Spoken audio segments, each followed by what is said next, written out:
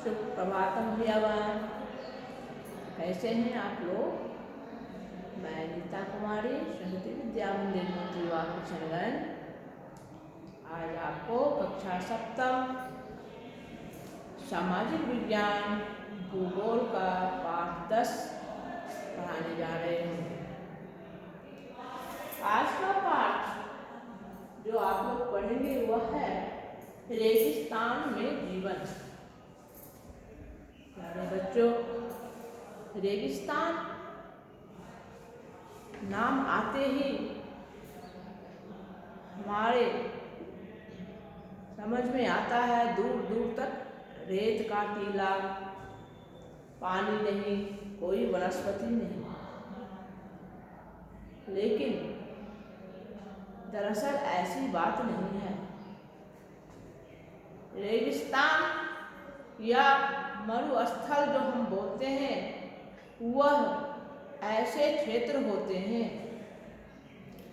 रेगिस्तान या मरुद्यान वैसे क्षेत्र हैं जहाँ अत्यधिक कम वर्षा, बहुत ही कम वनस्पति, विरल वनस्पति तथा उग्र व चरम जलवायु।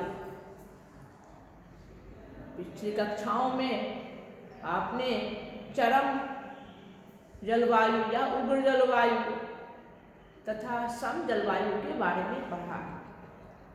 आप जानते हैं चरम जलवायु किसको कहा जाता है? अगर किसी स्थान, किसी क्षेत्र विशेष के अधिकतम तापमान और न्यूनतम तापमान में जहाँ बहुत अधिक का अंतर पाया जाता है तो उस प्रकार की जलवायु को क्या कहते हैं? चरम जलवायु या उग्र जलवायु कहा जाता है। इसके साथ ही वैसे स्थान जहाँ के जिस क्षेत्र के में सालों भर का अधिकतम तापमान और न्यूनतम तापमान में बहुत ही कम का अंतर होता है, तो प्यारे बच्चों ऐसी जलवायु को सम जलवायु या मृदु जलवायु कहा जाता है। तो मैंने एक शब्द यहाँ लिखा कि रेगिस्तान ऐसे क्षेत्र में अत्यधिक कम वर्षा है। क्या है वहाँ? अत्यधिक कम वर्षा, विरल वनस्पति तथा उग्र और चरम जलवायु। यानी यह नहीं लिखा हुआ है, मैंने यह नहीं लिखा कि रेगिस्तान का मतलब बालू ही बालू, ऐसा कुछ नहीं लिखा। बचपन से आपको लगता है रेगिस्तान मतलब बहुत दूर दूर तक रेत का टीला, सुनसान। तो आप अब समझ गए होंगे कि रेगिस्तान क्या है। रेगिस्तान ऐसे अत्यधिक कम वर्षा वाले क्षेत्र हैं जहाँ वनस्पति बहुत ही कम, अत्यधिक वर्षा कम हुई है तो वनस्पति कम होगी, और वनस्पति कम है तथा दूर दूर तक रेत होने के कारण या अत्यधिक ऊंचाई पर रहने के कारण यहाँ की जलवायु जो होती है अत्यधिक उग्र होती है, चरम जलवायु होती है। अब पूरे विश्व में लगभग 2 प्रकार के रेगिस्तान पाए जाते हैं। अभी तक आपने गर्म रेगिस्तान के बारे में सुना होगा, लेकिन आज आपको यह जानकारी काफ़ी अच्छी लगेगी। यह जानकर अच्छा लगेगा कि पूरे विश्व में 2 प्रकार के रेगिस्तान पाए जाते हैं। एक उष्णकटिबंधीय गर्म मरुस्थल, उष्णकटिबंधीय क्षेत्रों में स्थित गर्म मरुस्थल, और दूसरा ध्रुवीय क्षेत्रों या अत्यधिक ऊंचाई पर अवस्थित ठंडे मरुस्थल। तो उष्णकटिबंधीय क्षेत्रों में जो मरुस्थल होते हैं या गर्म मरुस्थल होते हैं, उष्णकटिबंधीय नाम ही है अत्यधिक गर्मी वाला क्षेत्र। तो इन गर्म मरुस्थलों में, रेगिस्तान में हमारा विश्व का प्रसिद्ध सबसे बड़ा मरुस्थल जो है सहारा मरुस्थल, थार का मरुस्थल, अरब का कालाहारी मरुस्थल, ऑस्ट्रेलिया का विशाल रेगिस्तान, यह सब उष्णकटिबंधीय गर्म मरुस्थल में आते हैं। दूसरा प्रकार मैंने बताया कि ध्रुवीय क्षेत्रों, ध्रुवीय या अत्यधिक ऊंचाई के ठंडे मरुस्थल, इन मरुस्थलों में हम अलास्का का मरुस्थल, साइबेरिया का मरुस्थल, अंटार्कटिका का मरुस्थल, लद्दाख, अपने देश में लद्दाख का मरुस्थल, क्योंकि पहले ही कहा कि और रेत की बात नहीं हुई है कि अत्यधिक कम वर्षा है, बहुत ही कम वनस्पति है, जलवायु उग्र है, तो इसे ही मरुस्थल कहते हैं। तो अब आप समझ रहे हैं कि दो प्रकार के मरुस्थल, एक ठंडा मरुस्थल शीत मरुस्थल, दूसरा गर्म मरुस्थल। आज हम आपको सहारा जो कि एक गर्म रेगिस्तान है,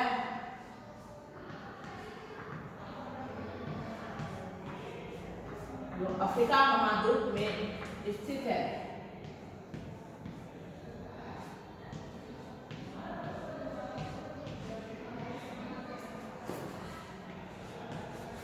इसके बारे में बताया जाएगा। इसके बारे में बताऊंगी मैं आपको सहारा मरुस्थल के बारे में जो अफ्रीका महाद्वीप में अवस्थित है। तो प्यारे बच्चों ध्यान से बिल्कुल मन लगा के आप सुनेंगे कि सहारा मरुस्थल जो है अफ्रीका महाद्वीप के उत्तरी भाग में, यहाँ है अफ्रीका महाद्वीप के उत्तरी भाग में स्थित दुनिया का, संसार का सबसे बड़ा मरुस्थल है।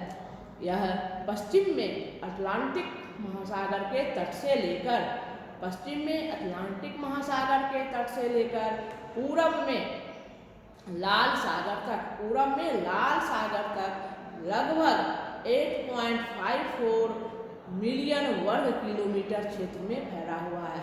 कितना है? 8.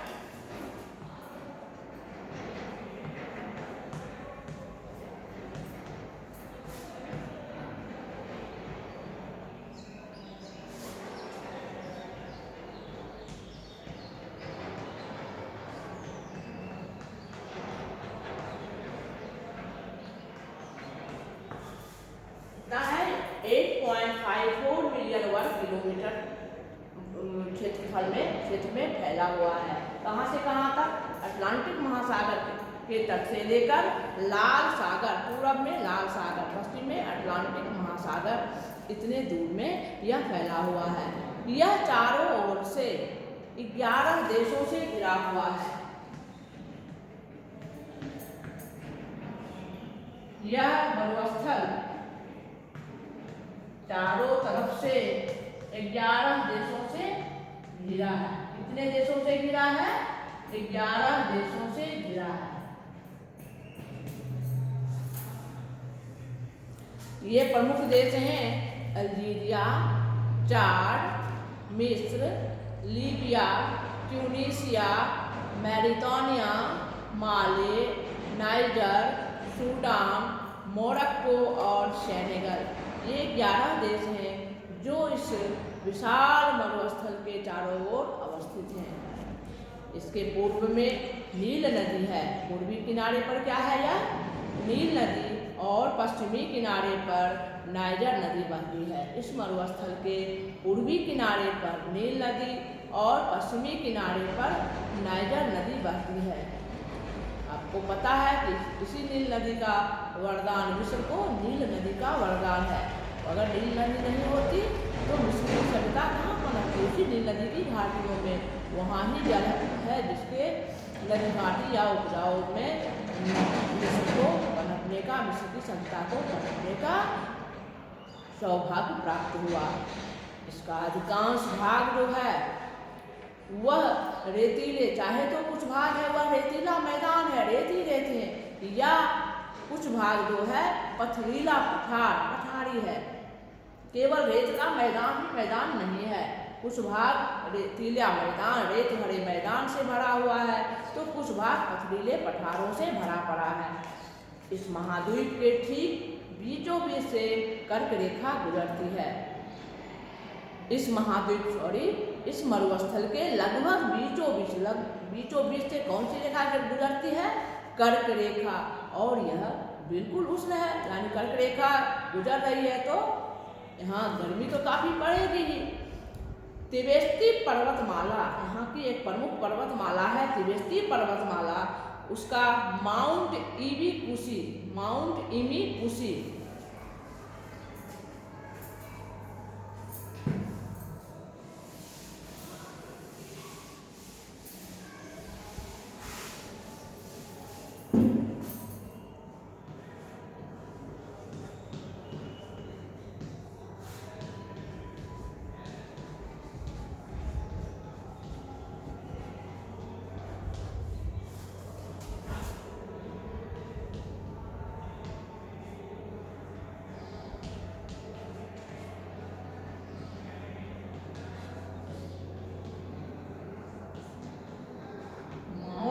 तिबेती पर्वतमाला का माउंट इमीकुशी पर्वत शिखर जो है सर्वोच्च शिखर है इस पर्वतमाला की, यानी इस मरुस्थल स्थल का सर्वोच्च शिखर क्या है?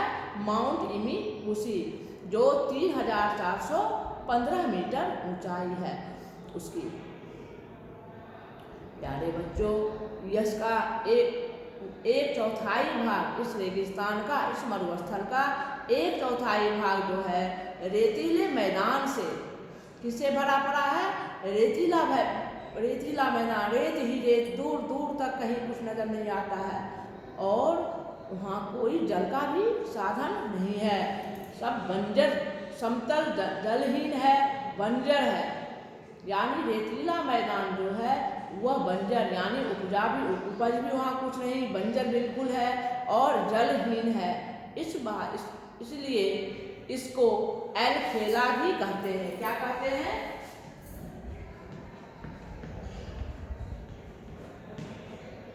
एल्खेला भी कहा जाता है, यानी जिसका अर्थ क्या होता है? खालीपन। इस रेगिस्तान का, इस मरुस्थल का एक चौथाई भाग समतल मैदान, रेतीला समतल मैदान जो बिल्कुल जल रहित है, कहीं जल का नामो निशान नहीं है, बंजर भी है और इस कारण इसका नाम एल्खेला जिसका अर्थ खालीपन होता है, इस नाम से भी यह विशाल बंजर क्षेत्र, विशाल समतल मैदान जो रेतीला है यह जाना जाता है। स्वच्छ जल की, यानी पीने के योग्य जल की एकमात्र झील है जिसका नाम है जाड झील। क्या नाम है?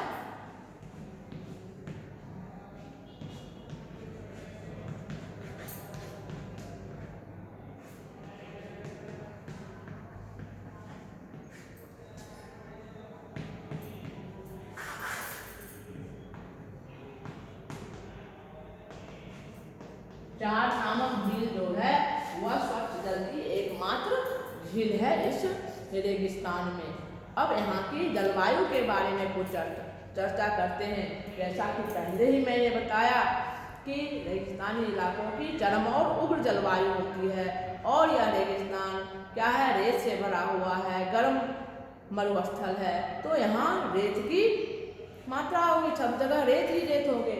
और प्यारे बच्चों, आप साइंस के हिट चैप्टर में भी पढ़े हैं कि अवशोष रेत जो है होता है वह उष्मा का अच्छा अवशोषक होता है, उष्मा का अच्छा अवशोषक होता है। कर्क रेखा उष्णकटिबंध में अवस्थित होने के कारण यह रेत से भरा हुआ मैदान रेगिस्तान अत्यधिक उष्मा को अवशोषित कर लेता है और अत्यधिक उष्मा के अवशोषित कर लेने के कारण यह दिन के समय इसका तापमान अत्यधिक हो जाता है। 54-56 डिग्री सेल्सियस भी इसका तापमान दिन में हो जाता है। इसके साथ ही रेत उष्मा का जितना अच्छा अवशोषक है उतना ही विकिरक है, उतना ही उष्मा का अच्छा विकिरक है, रेडिएटर है। यह उष्मा को छोड़ता भी उतनी ही जल्दी है, जितना जल्दी अवशोषित कर लेता है, सोख लेता है गर्मी को, तापमान को, उतना ही जल्दी यह वापस छोड़ता भी है। इस कारण इस रेगिस्तान की रातें जो होती है काफ़ी ठंडी हो जाती है, यानी 0 डिग्री सेल्सियस, जो कि बर्फ के जमने का हिमांक है 0 डिग्री सेल्सियस, वहाँ तक यहाँ का तापमान पहुँच जाता है। इसका मतलब कि 50 डिग्री, दिन का तापमान 50 से 55 डिग्री सेल्सियस और रात के समय का तापमान 0 डिग्री सेल्सियस हो जाता है, जो कि चरम जलवायु यहाँ की इसी कारण बनी रहती है। अब आगे हम चर्चा करते हैं यहाँ की प्राकृतिक वनस्पति और वन्य जीव, किस तरह की वनस्पति यहाँ पाई जाती है।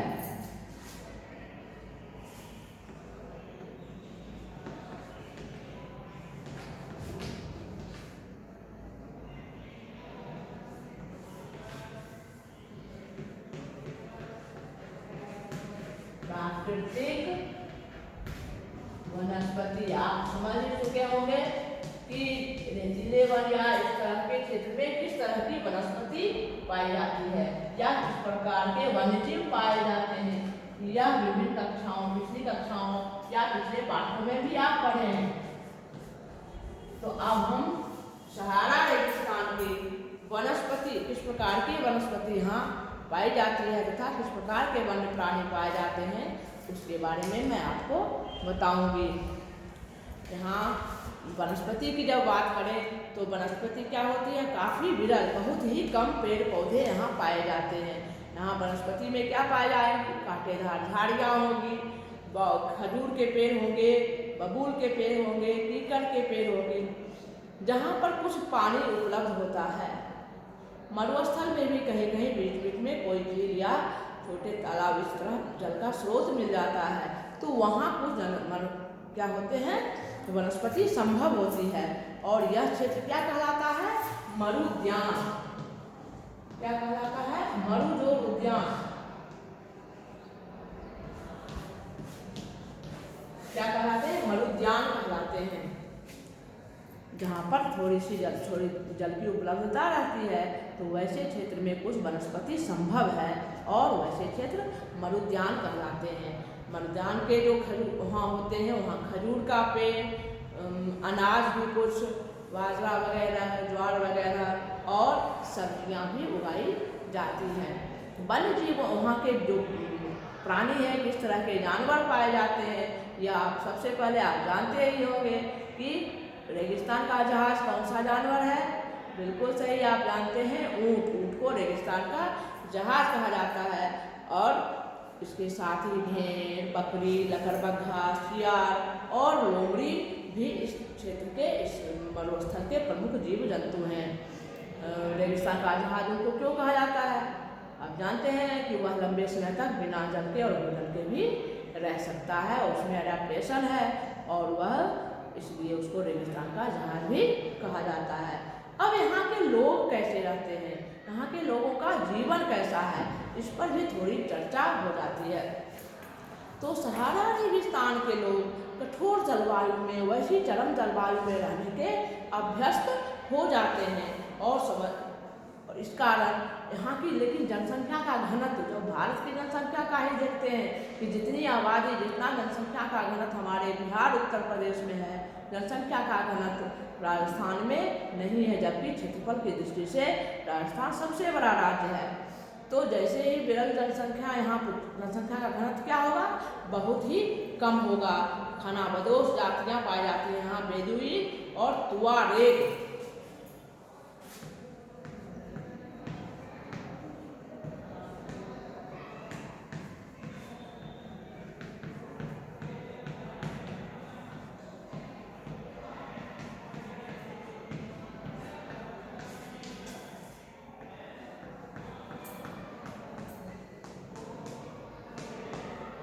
ये बेदुइन और तुआरेग जो है खानाबदोश जातियाँ हैं, ये एक जगह से दूसरी जगह भोजन की तलाश में घूमते रहते हैं, जल की तलाश में घूमते रहते हैं, अपने साथ ऊँट वगैरह, बकरी वगैरह लेकर एक जगह से दूसरी जगह घूमते हैं।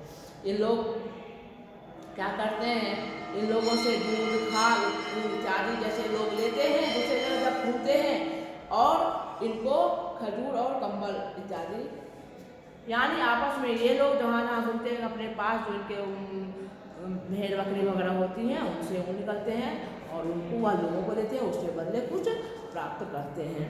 नील और नाइजर नदियाँ जो हैं इस रेगिस्तान के लिए किनारों पर बहते हैं, जो पहले ही मैंने बताया, और उसी क्षेत्र में कुछ आबादी है जो ये दोनों भी काफ़ी ही महत्वपूर्ण, दो महत्वपूर्ण नदियाँ कौन कौन हुई, नील और नाइजर नदी।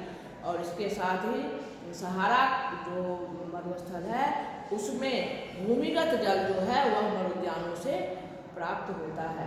सहारा के मरुद्यान और मिस्र की घाटी, मिस्र की नील नदी घाटी में लोगों की अस्थायी बस्तियां हैं। मिस्र भी रेगिस्तान में ही है। यहाँ जल की उपलब्धता होने से लोग यहाँ सब्जियाँ, खजूर, धान, गेहूँ, कपास आदि अनाज भी उपजाते हैं। विगत पिछले कुछ वर्षों इधर से कुछ दशकों के दौरान सहारा रेगिस्तान में जब तेल पेट्रोलियम की खोज हुई तो उत्तरी अफ्रीका के रेगिस्तानी इलाकों में काफ़ी समृद्धि आई। नहीं तो पहले काफ़ी गरीबी थी, लेकिन तेल जो अत्यधिक वैल्यूएबल प्रीशियस रिसोर्स होने के कारण पूरी दुनिया में इसकी मांग थी और तब वहाँ के लोगों ने भी आधुनिक जीवन शैली को अपना लिया है। अल्जीरिया, लीबिया और मिस्र में तेल के विशाल भंडार पाए गए हैं और इस क्षेत्र का काफ़ी डेवलपमेंट हो रहा है। सहारा रेगिस्तान में और तरह के खनिज पदार्थ भी पाए जाते हैं, जिसमें लोहा, मैंगनीज और यूरेनियम प्रमुख रूप से हैं। इन लोगों का जीवन तेजी से बदलने लगा है। जैसे ही विकास होगा तो लोगों का जीवन स्तर भी बदलेगा।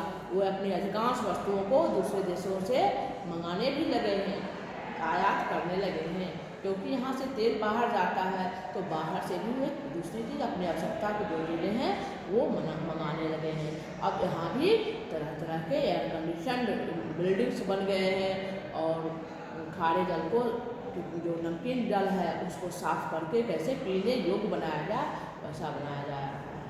अब इस प्यारे बच्चों, आज हम लोगों ने सहारा रेगिस्तान के बारे में जो गर्म स्थल है के बारे में बताया। अगले दिन अगली कक्षा में लद्दाख, जो कि एक ठंडा रेगिस्तान है और संजोग है कि अपना देश में ये वस्तु है, उसके बारे में बताएंगे। तब तक के लिए धन्यवाद।